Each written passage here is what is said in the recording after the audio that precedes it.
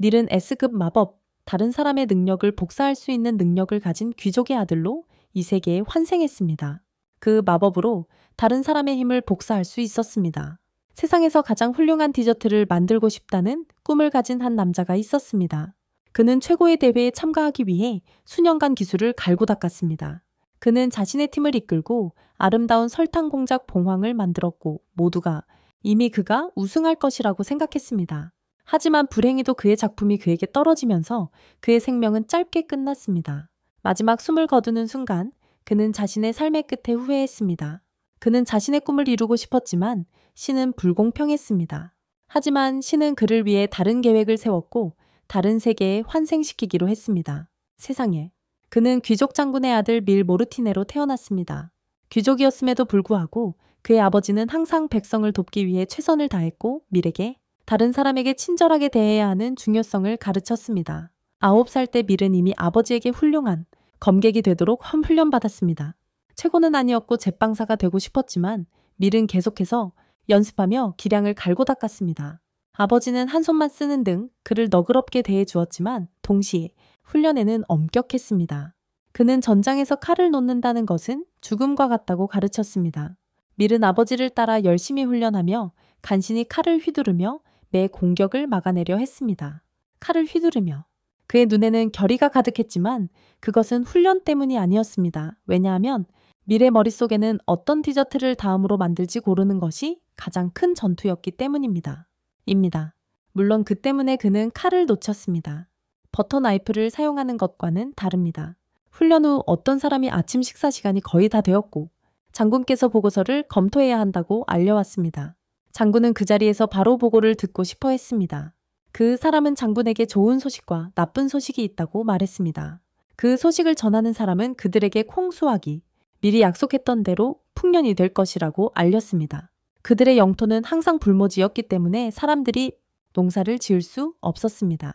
하지만 밀은 저 세상의 지식을 이용하여 그들의 땅의 경작과 수확 과정을 개선했습니다.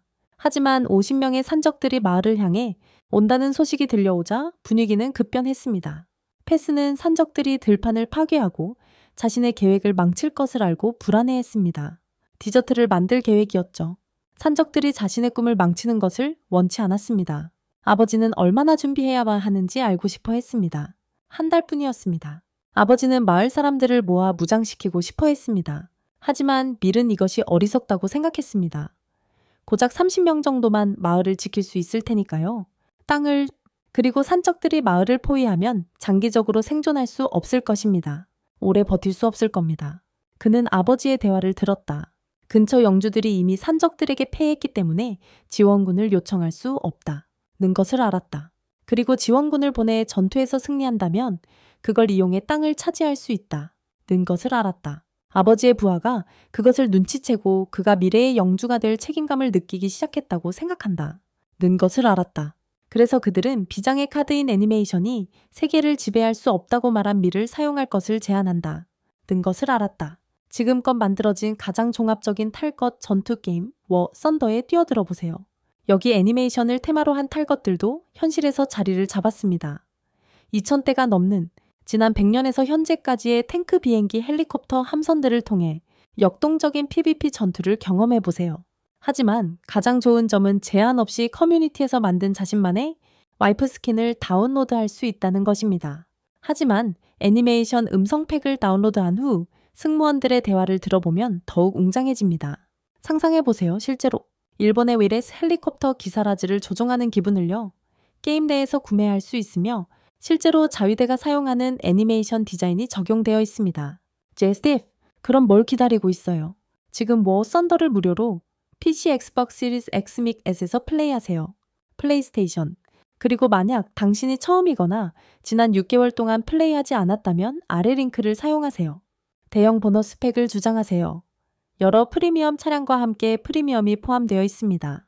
계정 독점 3D 와이프 다키마쿠라, 그리고 더 많은 것들. 하지만 서둘러야 해요. 한정 기간 동안만 이용할 수 있습니다. 성화의식 미래 마법 능력을 깨울 의식. 혼란스러워하는 패스는 이 말이 무슨 뜻인지 전혀 몰랐다. 아침 식탁에서 그의 아버지는 가족들에게 큰 발표를 했다. 그는 그들에게 패스가 성인식을 치를 것이라고 말했습니다. 그들의 세계의 성년식과 비슷한 의식이었습니다. 전통적으로 13살, 19살 아이들을 위한 것이지만 패스의 아버지는 그가 적임이라고 생각했습니다. 그는 이미 훌륭한 검술 실력을 가지고 있었고 매우 똑똑하기도 했습니다. 그리고 매우 영리했습니다. 밀의 어머니는 처음에 그가 더 많은 시간을 가졌으면 해서 화가 났었습니다. 하지만 결국에는 마음을 바꾸어 그가 의식을 준비하도록 도왔습니다. 그의 어머니는 결국 그 결정을 받아들였습니다. 사흘 후 마침내 왕도로 가서 의식을 치를 시간이 되었습니다. 의식. 그의 아버지는 그의 어깨에 손을 얹고 주문을 외우기 시작했습니다. 그들 주변의 공기는 에너지로 가득 차 있었고 순식간에 그들은 수도로 순간이동했습니다. 밀은 눈앞에 펼쳐지는 광경과 디저트에 사용할 수 있는 모든 재료들에 매료되었습니다. 호기심에도 불구하고 밀은 아버지에게서 의식을 통과해야만 원하는 것을 살 수 있다는 말을 들었습니다. 그는 심지어 신맛이 나는 본카스라는 새로운 과일도 발견했습니다. 그는 그것을 사서 자신의 영지에서 재배해 보고 싶어 했고 이것은 그의 아버지를 감명시켰습니다. 아버지는 미리 영지를 개발하고 군대를 만들고 싶어 한다고 생각했습니다. 하지만 짐작하시겠지만 이 사람은 디저트 만드는 것만 생각합니다. 그들이 교회에 도착하자 판다 신부를 만났습니다. 아버지는 미리 그의 마법 능력을 얻기 위해 성화의식을 집행하기를 원했습니다. 옛 능력을? 이 의식에는 신체적, 정신적 도전이 모두 포함되었습니다. 먼저 그들은 사람을 속박하고 쓰라린 음료를 마시게 하여 마법 능력을 측정합니다. 그리고는 감각 없이 완전한 어둠 속에 혼자 남겨둡니다. 보통 아이들은 몇 분 후에 비명을 지르기 시작합니다. 하지만 밀은 달랐습니다. 그는 그 시간 내내 새로운 디저트를 만드는 것만 생각했습니다. 하지만 밀은 달랐습니다. 그는 그 시간 내내 새로운 디저트를 만드는 것에 대해 생각했습니다. 머릿속에는 재료와 레시피로 가득 차 있었다. 아버지와 판다 사제는 믿을 수 없었다. 이틀 후 밀은 자신의 몸으로 흡수되는 황금빛 빛 입자들에 둘러싸여 있었다. 그것들은 그의 몸에 흡수되었다. 아버지와 판다 사제는 그의 마법 잠재력을 믿을 수 없었다. 그들은 그를 깨워 의식의 마지막 단계로 데려갔다. 사제는 경전을 읽으려 했고 만약 미리 마법 능력을 성공적으로 얻었다면 그 의미를 이해할 수 있을 것이다. 그 능력을 얻었다면 그 의미를 이해할 수 있을 것이다. 판다가 읽기 시작하자 밀은 갑자기 이해했다. 그 경전 자체가 마법이었다. 아버지는 모든 일이 순조롭게 진행되었다는 것을 알았습니다. 그리고 집으로 돌아가는 길의 약속대로 그들은 시장에 들러 밀에게 본카스를 골랐습니다. 3주가 지났고 마을 전체가 다가오는 산적들의 공격에 대비하여 준비를 하고 있었습니다. 방어 준비를 돕는 임무를 받았고 그는 방어 준비를 돕기 위해 배정받았고 기대하고 있었다. 도와줄게. 그는 그들의 군대가 농부들로 이루어져 있어 약하고 취약하다는 것을 알고 있었습니다. 그들은 전략을 세워야 했습니다. 그리고 빨리. 그들은 거대한 방어벽을 만들고 우물을 메우고 작은 마을들, 그들은 산적들이 거기에 근거지를 만들기를 원치 않았습니다. 그래서 마을 사람들은 가장 큰 마을에 숨으려고 했습니다. 패배는 거의 확실했습니다. 그들에게는 사람이 부족했고 식량은 겨우 사흘치밖에 남지 않았습니다. 생각에 잠겨있던 밀은 갑자기 어린 시절 친구인 마크와 루미가 그를 돕기 위해 온 것을 보고 생각이 끊겼습니다. 그는 그들에게 산적들에게 던질 돌을 모으는 방법을 알려주었지만 위험한 곳에는 가지 말라고 경고했습니다. 마크와 루미가 돌을 줍고 있을 때 갑자기 이상한 소리를 들었습니다. 소리! 산적들이 마을을 향해 곧장 달려오고 있었습니다. 그들은 돌아와 위험을 알렸습니다. 마을 사람들은 막을 수 없을까봐 공황 상태에 빠졌습니다. 밀의 아버지가 나서서 연설을 했습니다. 마을 사람들은 모두 용기를 내어 그들에게 땅을 빼앗기지 않겠다고 결심했습니다. 땅을. 장군은 산적들이 밤에 공격해 올 것을 알고 있었습니다. 그래서 그는 자신의 부하들이 어디에 배치될지 계획하기 시작했습니다. 장군은 말을 타고 지역을 정찰하러 갔습니다. 이로써 그들은 산적들을 기습하여 선제 공격을 할 수 있었습니다. 한편 밀은 장군의 부재 중에 마을을 지키는 임무를 맡았습니다. 그는 마크와 루미를 찾아 불화살로 공격 신호를 보내라는 메시지를 전했습니다. 루미는 장군에게 피해가 갈까봐 두려워했습니다. 하지만 밀은 아버지가 추격을 받으면 그 불화살을 길잡이 삼아 돌아올 것이라고 확신했습니다. 장군은 정찰 중 산적들의 자원을 발견했습니다. 그들은 70명의 병력 5필의 정묘에 좋은 말, 그리고 이전 마을들에서 잡은 포로들을 가지고 있었습니다. 그들이 많은 보급품을 가지고 있지 않다는 것은 좋은 징조였습니다. 장군은 자신의 마법 능력으로 전투에 바로 뛰어들어 최선을 다해 적의 수를 줄였습니다. 순식간에 몇몇 산적들이 쓰러졌습니다. 산적 두목은 영리했습니다. 그는 좋은 지시를 내리고 공격을 멈추게 했습니다. 다른 선택지가 많지 않아 장군은 다시 공격하는 대신 후퇴하기로 결정했습니다. 산적들은 이것을 기회로 삼아 말을 모아 추격했습니다. 하지만 그들은 두 가지 큰 실수를 저질렀습니다. 첫 번째는 마을 사람들이 설치한 함정을 눈치채지 못한 것입니다. 두 번째는 그들은 아무도 이끌지 않는 것으로 여겨지는 마을에 그들 모두 중 가장 위대한 지도자, 장군은 화살을 보고 밀의 계획을 즉시 알아챘습니다. 밀은 아버지를 돌아오게 하면서 동시에 적에게 그들의 위치를 알려주고 있었습니다. 적에게 그의 아버지는 그들의 현재 위치와 농작물 피해를 줄이기 위한 경로를 알고 있었습니다. 피해를 줄이기 위해 산적들이 마을에 가까워지자 밀은 아이들에게 총공격을 명령했습니다. 새총으로. 산적들은 불덩이가 얼굴에 맞을 줄은 상상도 못했습니다. 그들은 공황 상태에 빠져 도망치기 시작했지만 도망치기도 전에 불길에 휩싸였습니다. 도망쳐. 몇 시간 전 밀은 아이들을 모두 모아 계획을 설명했습니다. 그 계획은 아버지가 산적들을 유인할 것을 알고 있었기에 산적들의 약점인 측면을 공격하는 작전을 세웠습니다. 산적들의 측면을 공격하는 전략을 세웠습니다.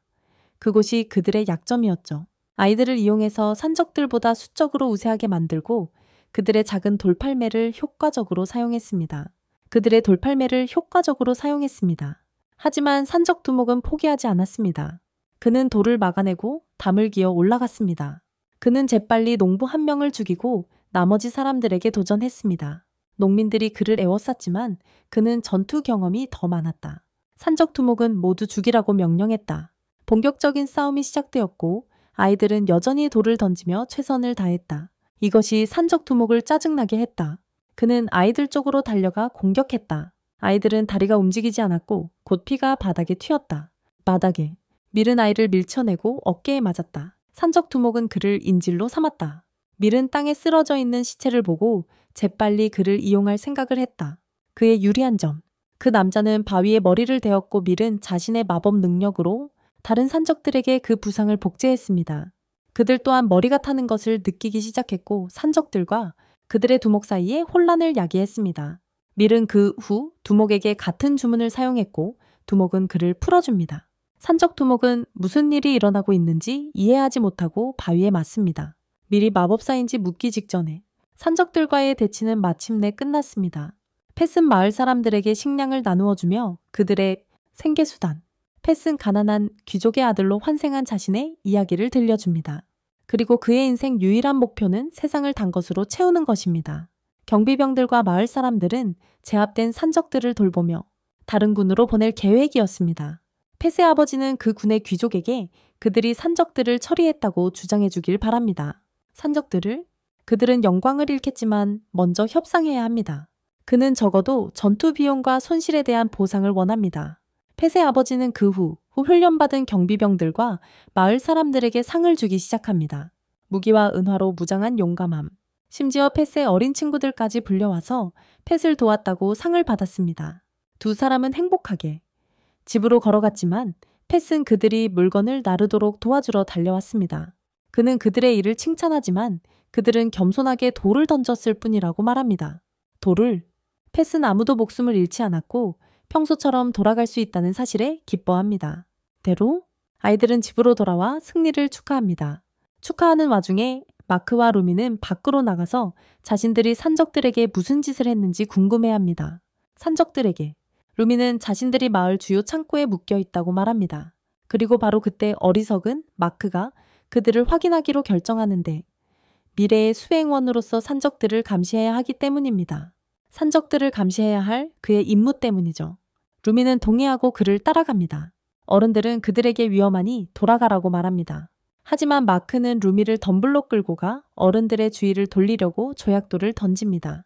그들은 기회를 틈타 창고 안으로 들어가지만 산적 두목에게 겁을 먹습니다. 두목은 마크가 이제 자신의 칼을 가지고 있다고 밝히고 어떻게 얻었는지 묻습니다. 마크는 완전히 겁에 질려 산적들의 조종에 넘어갑니다. 그 산적은 붙잡히면 죽는다고 말합니다. 그래서 마크에게 마법검의 힘을 완전히 사용하는 법을 가르쳐 주려 합니다. 마크는 그 산적이 마법을 쓸 수 있다는 것을 기억하고 더 도와주고 싶어 합니다. 산적은 마크에게 검을 뽑으라고 합니다. 마크는 지시대로 하고 산적은 그를 천재라고 칭찬합니다. 타고났다고. 루미는 마크를 말리려 하지만 그는 무시합니다. 산적은 밧줄에서 풀려나서 마크에게 마법 주문을 배우려면 가까이 오라고 합니다. 마법 주문이라기보다는 배에다 날리는 마법 발차기였죠. 그 어리석은 아이를 날려버리는. 탐욕스러운 어린애 때문에 산적이 일어나 루미를 찌릅니다. 상처에서 피가 흐르기 시작하고 산적은 말을 타고 도망칩니다. 패스가 도착할 때까지 루미는 간신히 살아남습니다. 그는 근위병들에게 부상 처리 방법을 지시하고 산적이 어디로 갔는지 묻습니다. 갔는지. 그는 산적이 간 방향을 알아내고 자신의 말을 타고 그를 쫓습니다. 패스는 그 지역의 산적 방지 함정을 자신의 유리하게 이용할 수 있다고 결론 내립니다. 유리하게. 그리고 만약 직접 대면하게 된다면 그는 마법을 사용하여 상처를 산적에게 되돌릴 수 있습니다. 하지만 그는 자신이 본 모든 것을 복사할 수 있다는 것을 깨닫습니다.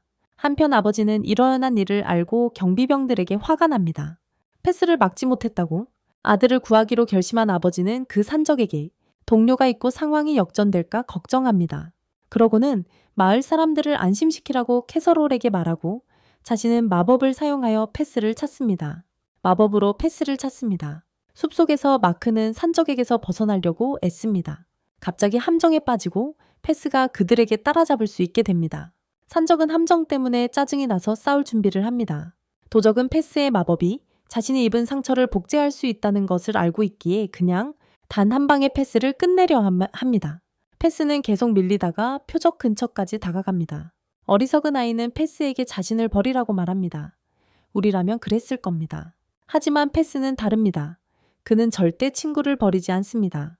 도적은 지쳐서 패스의 검을 부러뜨리고 이어서 공격을 가해 패스를 반으로 베려 합니다. 이 순간 패스는 자신의 마법을 사용합니다. 한편 퓨얼은 마법으로 주변을 정찰하지만 그가 찾은 것은 패스에 부러진 검뿐입니다. 그는 아들에게 무슨 일이 있었는지 캐서롤에게 어떻게 말해야 할지 몰라 천천히 걸어 돌아갑니다. 하지만 캐서롤의 집에 들어가 보니 패스가 그의 어머니 무릎에 앉아 있습니다. 퓨얼은 충격을 받고 소리칩니다. 캐서롤은 패스가 마크와 함께 얼마 전 돌아왔다고 설명합니다. 퓨얼은 패스가 돌아온 것을 어떻게 놓쳤는지 이해할 수 없습니다. 그는 심지어 마법을 사용하여 그 지역을 수색했습니다. 패스는 복잡하다고 말합니다. 간단히 말해 패스는 단순히 아버지의 순간이동 마법을 복사했다고 설명합니다. 모두 혼란스러워합니다. 패스는 자기 마법이 본 것을 복제할 수 있다고 설명합니다. 그래서 아버지의 마법을 자신의 몸에 복제하고 마크와 함께 순간이동했습니다. 카세롤은 상황을 이해하지만 여전히 패스를 꾸짖습니다. 그는 다른 사람들의 마법을 사용하거나 그런 주문들을 공개적으로 사용하는 것을 금합니다. 마법을? 진정한 후 카세롤은 퓨얼에게 사람들이 패스를 노릴 수 있다고 설명합니다. 그의 마법 복제 능력은 다른 사람들로 하여금 그를 인간으로 만들려고 표적으로 삼게 합니다. 무기. 최악인 것은 그 산적이 도망치는 데 성공했고 그 비밀을 폭로할 수 있다는 것입니다. 그런 다음 패스는 마크를 만나러 나가 루미가 살아남을 것이라고 밝힙니다. 마크는 너무 우울해하지만 패스는 같이 그녀를 방문하자고 설득하려 합니다. 마크는 그들의 말을 듣지 못한 자신을 탓합니다. 만약 그랬다면 그녀는 다치지 않았을 텐데요. 패스는 사과하라고 말하며 그를 위로하려 합니다. 그는 마크를 억지로 데려가 그녀를 방문하지만 그녀는 부상에도 불구하고 꽤 밝게 웃습니다. 그녀는 괜찮다고 말하지만 외출해서 놀 수는 없다고 합니다. 그러자 패스는 마크와 루미에게 둘만의 시간을 주려고 부엌으로 갑니다. 사실 패스는 만들 디저트에만 신경 쓰고 있고 마크는 온통 우울하고 침울한 바보 같은 녀석입니다. 패스는 요리로 모든 사람의 얼굴에 미소를 가져올 수 있다고 생각합니다. 그래서 그는 본카 파이를 만들기로 합니다. 그는 세심하게 파이를 만드는 동안 마크는 루미에게 제대로 사과합니다. 두 사람 사이의 분위기가 묘해지는데 패스가 5분 만에 돌아옵니다. 본카 파이를 들고서요. 두 사람은 침을 흘립니다. 본카 파이를 본 적이 없었거든요. 패스는 루미를 위로하고 마크를 격려하기 위한 자기 나름의 방법이라고 설명합니다. 두 사람은 파이를 마구 먹어치우고 루미는 더 이상 상처받지 않은 것 같다고 말합니다. 상처가 아물었다는 겁니다. 하지만 패스에겐 또 다른 선물이 있습니다. 꿀에 절인 본카 조각이요. 두 아이는 그것을 싫어합니다. 파이와는 정반대의 맛이거든요. 그러자 패스는 자신의 내면에 있는 소크라테스를 꺼냅니다. 그는 모든 본카의 맛이 다르며 조화를 찾아야 한다고 설명합니다. 각기 다른 맛들의 조화 말이죠. 패스는 그것을 사람에 비유하며 마크에게는 독특한 특징이 있고 자신은 그 특징들을 빛나게 할 방법을 찾을 것이라고 설명합니다. 그가 정말 하고 싶은 말은 무언가에 실패했다는 것은 단지 그가 배우고 노력하고 발전할 수 있다는 것을 의미한다는 것입니다. 마침내 마크는 기운을 차립니다. 루미의 아버지가 방에 들어오기 전까지는요. 이 사람은 정말 악마의 군주처럼 생겼습니다. 루미를 다치게 한 것에 대해 마크에게 책임을 져야 한다고 요구합니다. 알고 보니 그저 두 사람의 결혼을 주선하려는 것이었어요. 마크는 당황 아래서 어떻게 반응해야 할지 몰라요. 그런데 루미에게 의견을 묻자 그래요? 왜 안 돼요? 하는 식이었어요. 마크는 아직 정신을 못 차리고 있는데 루미는 아버지에게 본카 파이를 드려요. 깨기. 마크는 마지막 조각 하나만 남았다는 것을 알아채고 자기 몫은 어떻게 되는지 물어봐요. 루미는 장난스럽게 남편의 재산은 아내의 것이라고. 그러니까 자기가 가지겠다고 말해요. 패스는 자신의 이론이 맞았다는 것을 깨달아요. 과자는 사람들의 얼굴에 미소를 가져다 주죠. 하지만 이제 겨우 시작일 뿐이에요. 산적 사건 이후 한 달이 지났지만 또 다른 문제가 생겼습니다. 패스는 퓨얼과 캐서로를 만났는데 그들은 자신들이 나처럼 돈이 없다고 말했습니다. 퓨얼은 처음에 무시했습니다.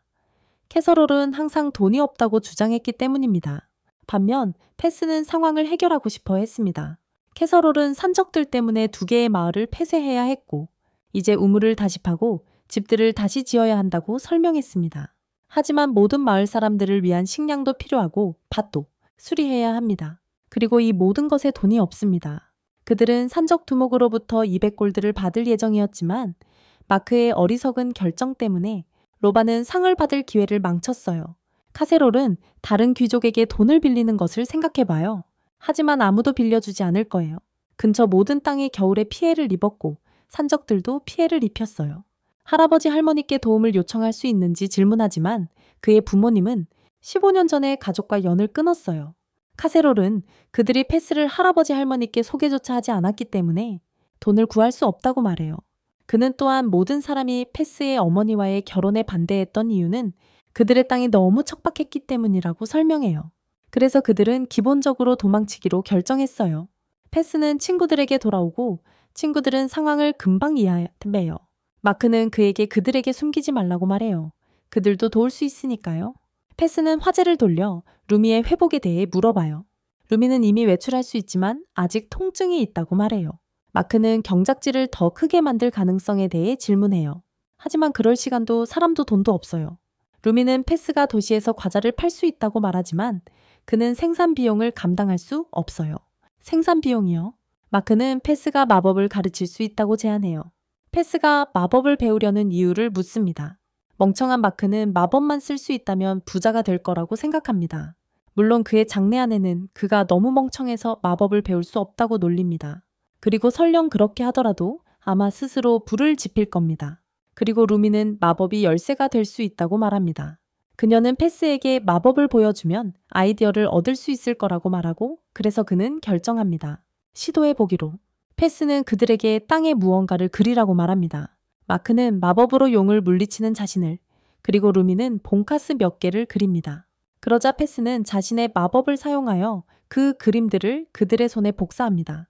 루미가 지우려고 하지만 사라지지 않아요. 패스는 나무나 벽에 사용하면 영구적이지만 피부에 사용하면 사흘 만에 사라진다고 설명해요. 그러자 루미는 반대로 할 수 있냐고 물어봐요. 패스는 혼란스러워해요.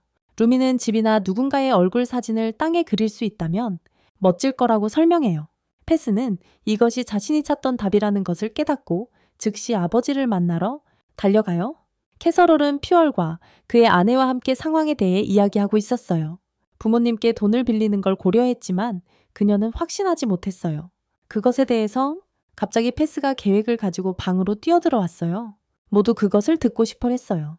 그는 아버지에게 자신이 조시 패스의 여동생의 결혼을 주선하려 했던 때를 기억하는지 물었어요. 조시는 이미 13살이고 결혼 정년기에 있었죠. 전형적인 결혼 정년기 안에 아버지는 여전히 패스가 무슨 말을 하는지 이해하지 못했어요. 패스는 아버지가 순간이동 마법을 사용해서 조시를 다른 귀족들에게 소개시켜줄 수 있다고 설명했어요. 다른 귀족들에게 데리고 다니면서 소개시켜 줄 수 있다고. 하지만 일부 귀족들은 마법을 사용할 수 없어 수도의 왕궁 무도회에 참석해야 합니다. 하지만 그건 돈도 많이 들고 위험한 여정입니다. 패스는 중매 사진을 팔 수 있다고 말합니다. 그러고는 마법을 사용하여 나무 판재 어머니의 초상화를 그립니다. 카세롤과 퓨얼은 너무 정교해서 믿을 수 없습니다. 어머니는 그것을 보고 마치 거울 속 자신을 보는 것 같다고 느낍니다. 패스의 목표는 이 마법을 이용해 배우자를 찾는 귀족들의 그림을 그리는 것입니다. 결혼 상대를 찾는 카세롤은 이것이 완벽한 기회라고 생각합니다. 그림 한 장에 금화 5개에서 10개를 받을 수도 있지만 더 비싸질 수도 있어요. 더 비싸질 수도 있고요. 아이들을 이렇게 소개할 수 있다면 돈을 아끼지 않을 부모들도 있을 거예요. 그럴 거예요. 퓨얼은 이렇게 하면 패스의 마법이 드러날 위험이 있다고 말해요. 패스는 영원히 숨길 수는 없을 거라고 설명해요. 그리고 이렇게 하면 사람들은 그의 마법이 그림을 그리는 것뿐이라고 생각할 거예요. 카세롤은 먼저 리테시 백작에게 이 아이디어를 시험해 보기로 해요. 그가 산적들에 대해 이야기하기 위해 그녀를 만날 테니까요. 카세롤과 패스는 리테시 베일시에 도착해서 리테시 백작과의 면담을 요청해요.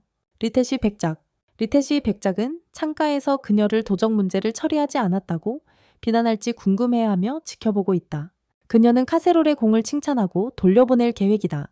패스와 그의 아버지는 안으로 들어가 리테시 브리오슈 백작을 만난다. 그곳에서 브리오슈 리테시 백작을 만난다. 패스는 아버지가 그녀를 간단히 소개해 주던 기억이 난다.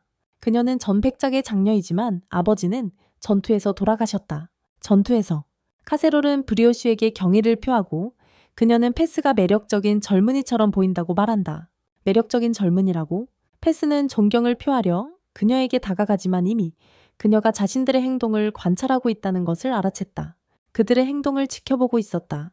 그녀는 차를 함께 마시자고 초대하지만 패스는 쿠키에 더 집중한다. 그녀는 이것이 이곳 특산품이며 최상의 차를 준비했다고 말한다. 최고의 차를 준비했다고 말한다. 카세롤은 정중하게 그녀의 차가 얼마나 유명한지 칭찬하며 그 향과 맛이 명성에 걸맞다고 말한다. 하지만 패스는 여전히 쿠키에 집중한다.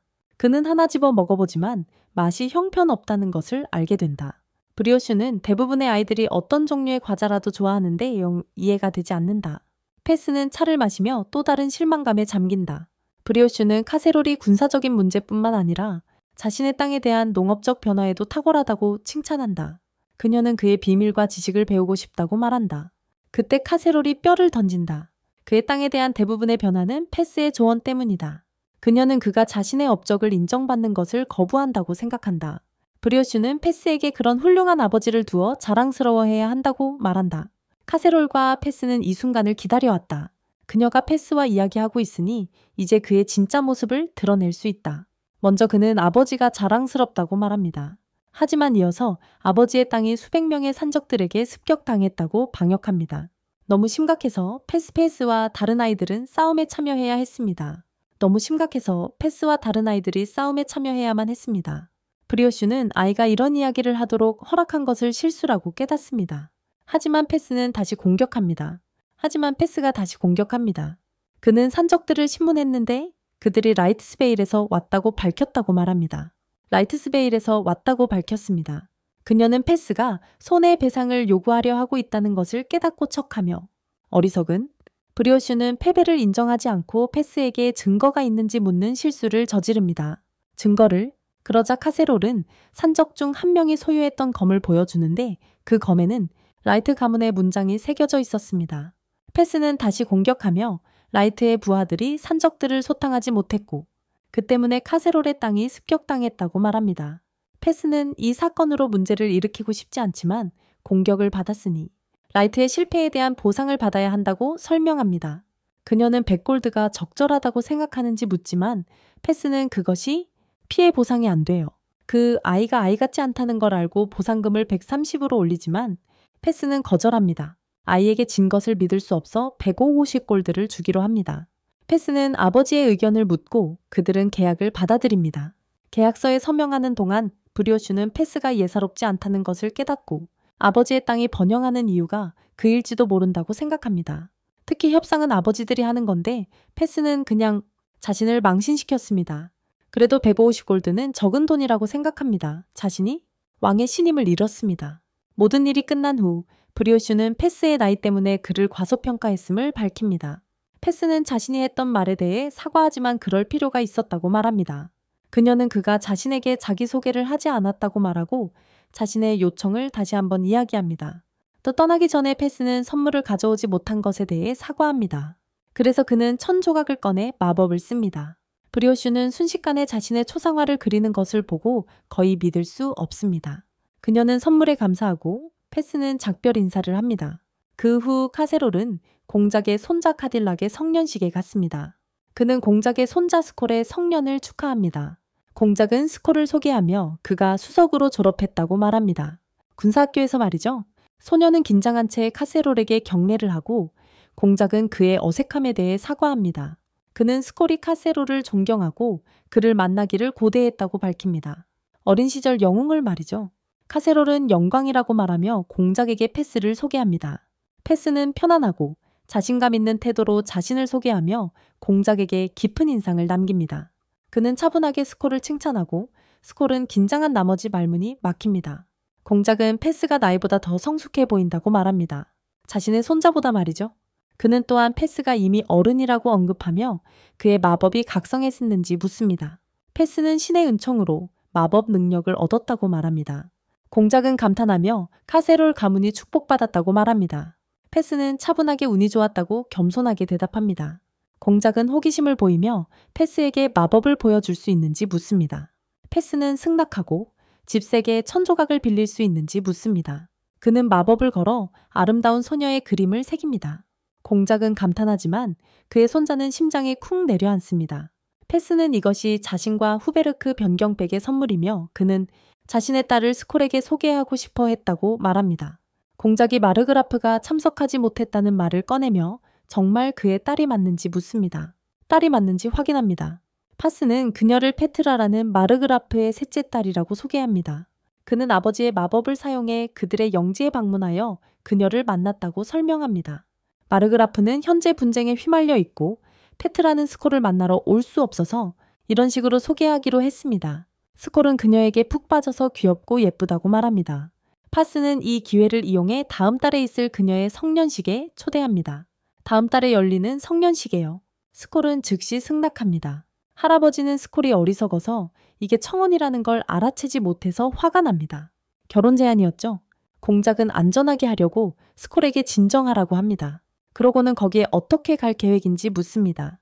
패스는 아버지의 마법을 이용해서 안전하게 여행할 수 있다고 말합니다. 스콜은 행복한 강아지처럼 행동하며 할아버지에게 카세롤의 도움으로 문제가 없을 거라고 말합니다.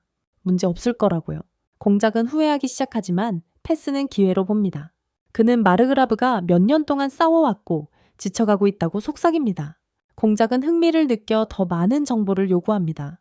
패스는 공작의 군대를 이용해 마르그라프가 전투를 멈추게 하려 한다고 말합니다. 그리고 그러기 위해 딸을 스콜에게 시집 보내려 합니다. 패스의 의견일 뿐이지만 공작은 그것이 흥미롭고 신뢰할 만한 정보라고 생각합니다. 꽤 흥미롭고 신뢰할 만한 정보라고 생각합니다. 공작은 페트라의 축하연에 참석하기로 결정합니다. 왕에게 좋은 이야깃거리가 될지도 모른다는 생각을 하면서요. 왕께 좋은 이야깃거리가 될지도 모른다고 생각하면서요. 나중에 스콜이 패스를 찾아오고 두 사람은 친구가 됩니다.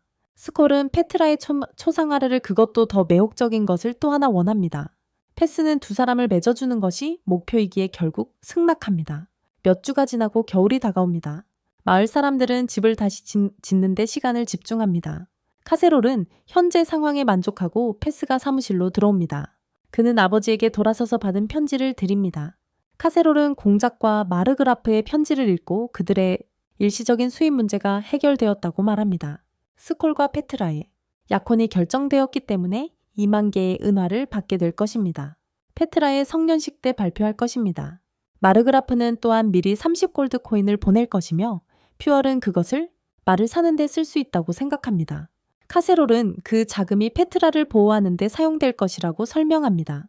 패스는 처음에 혼란스러워하지만 그의 아버지는 마르그라프가 그들에게 요청했다고 설명합니다. 여행 중과 수도에서 열리는 의식 동안 그녀를 안전하게 지켜달라고. 퓨얼은 두 귀족 가문의 결혼이라는 생각에 반대하는 사람들이 많다고 말합니다. 두 집안의 결혼에 반대하는 사람들이 많다고 합니다. 카세롤도 같은 생각이며 마르그라프의 적을 언급합니다. 퓨얼은 약혼 사실을 비밀로 유지하고 있으니 괜찮다고 생각합니다. 하지만 패스는 교회가 정보를 유출할 수 있다는 것을 이해합니다. 카세롤은 교회가 공식적으로 중립적인 기관이지만 충분한 돈을 지불하면 정보를 공개할 것이라고 설명합니다.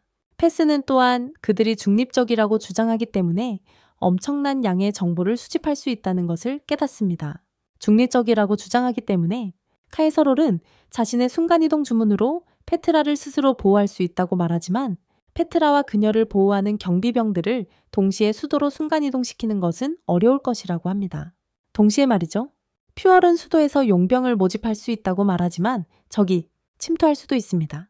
퓨얼은 페트라를 호위하는 것을 거절해야 한다고 말하지만 캐서롤은 거절합니다. 그는 이것이 두 영주의 신뢰를 얻을 수 있는 최고의 기회이며 이는 모르델레의 미래 발전의 도미노 효과를 가져올 것이라고 말합니다. 그러자 패스가 갑자기 페트라 영예를 보호할 완벽한 아이디어를 떠올립니다. 교회요. 그는 그곳이 알려지지 않은 곳이며 거룩하게 거쳐간 자들만이 갈 수 있는 곳이라고 설명합니다. 페트라가 거기에 있으면 여러 가지 상황 때문에 의식을 연장할 수 있습니다. 카세롤은 대부분의 사람들이 교회에 간섭하지 않을 것이기 때문에 좋은 생각이라고 생각합니다. 퓨얼은 이것이 그 황금을 벌고 더 많은 집을 짓는 완벽한 계획이라고 말합니다. 페트라의 성년식 날이 빨리 다가왔고 카세롤은 그들을 호위하기 위해 마르그라프를 만났습니다. 패스도 함께 갈 것이라는 말에 영주는 감명받았습니다. 영주는 패스도 함께 갈 것이라는 말에 감명을 받았습니다. 캐서롤은 페트라가 누군가 곁에 있으면 더 편안해야 할 거라고 말합니다. 나이 때문에. 하지만 사실 패스는 그들의 계획의 일부입니다. 그들은 마차 안으로 들어가 페트라와 그녀의 쌍둥이 여동생 리코리스에게 인사합니다. 그는 리코리스와 이야기하려다 하지만 그녀는 의사소통을 잘 못하고 차갑게 대답하기 때문에 리코리스는 상황을 중재하려는 페트에게 사과하려 합니다. 하지만 그녀는 자신이 그저 보너스라고 생각합니다. 패스의 호위 계획은 페트라가 성결식을 치르는 척하는 현지 교회로 향하는 것입니다. 거행하는 척. 그들은 수도로 순간이동한 후 정해진 시간까지 페트라를 보호할 것입니다. 마침내 그들은 교회에 도착합니다. 한 무리가 그들을 매복하려다 하지만 모두가 소녀들을 보호하기 위해 나섭니다. 카세롤은 쉽게 상대를 물리치지만 한 명이 마차 안으로 잠입합니다. 두 자매는 목숨이 위태로워 겁에 질려 비명을 지릅니다. 하지만 패스는 그의 검으로 소녀들을 보호하기 위해 나섭니다. 그는 싸움을 밖으로 옮깁니다. 소녀들은 패스가 상대의 공격을 막는 것을 보고 눈을 믿을 수 없습니다. 갑자기 또 한 명이 옆에서 공격하려 하자 라이코리스가 그에게 경고하려 합니다. 그에게 패스가 맞을 뻔한 순간 카세롤이 산적의 무기를 빼앗습니다. 그 후 아버지와 아들은 산적들을 물리치고 마르그라브는 딸들을 지켜준 것에 대해 감사를 표합니다. 감사를? 하지만 카세롤은 그들에게 안으로 들어가라고 합니다. 소녀들은 여전히 무서워하지만 패스는 그들을 진정시키려 합니다. 그들은 교회 안으로 들어가 지하실로 향하고 페트라는 그것을 알아챕니다. 좀 멀어요. 리코리스는 어둠이 무서워서 언니를 부릅니다. 하지만 패스는 부드럽게 그녀의 손을 잡습니다. 자기들이 있으니 괜찮다고 말해주자 어린 소녀는 얼굴을 붉힙니다. 리코리스를 위로한 후 패스는 그녀를 아래로 안내합니다. 그래서 리코리스는 자기보다 어린데도 어른스러운 패스를 생각합니다.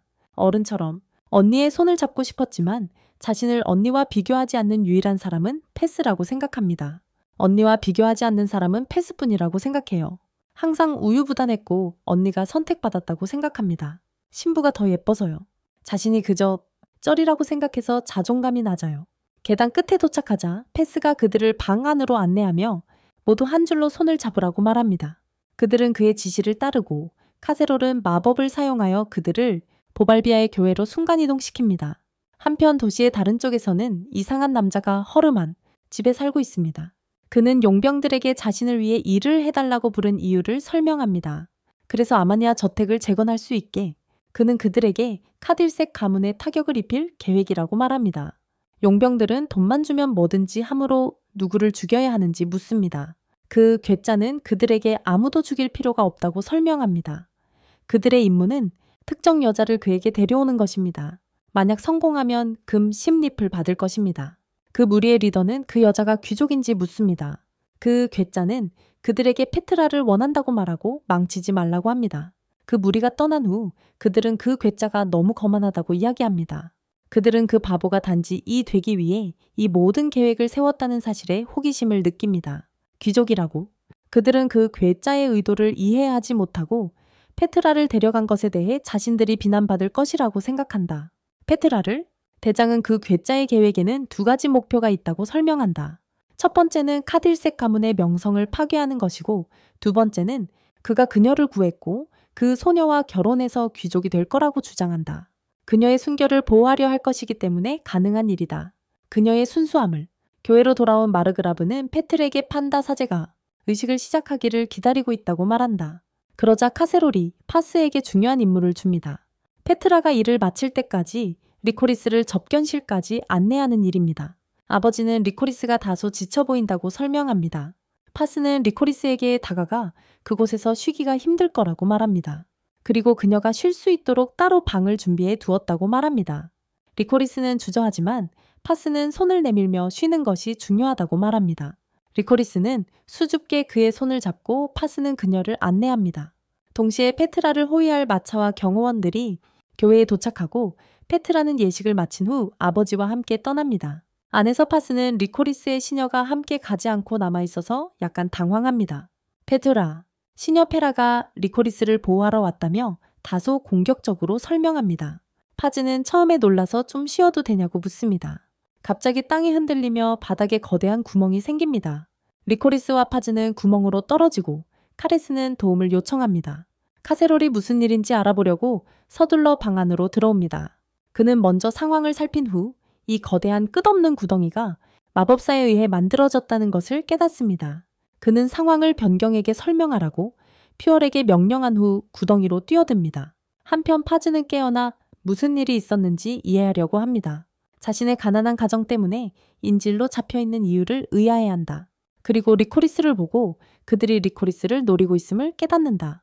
용병 두목은 부하에게 그들을 감시하라고 지시한다. 떠나기 전에 파즈에게 무슨 짓을 하려고 하면 죽이겠다고 말한다.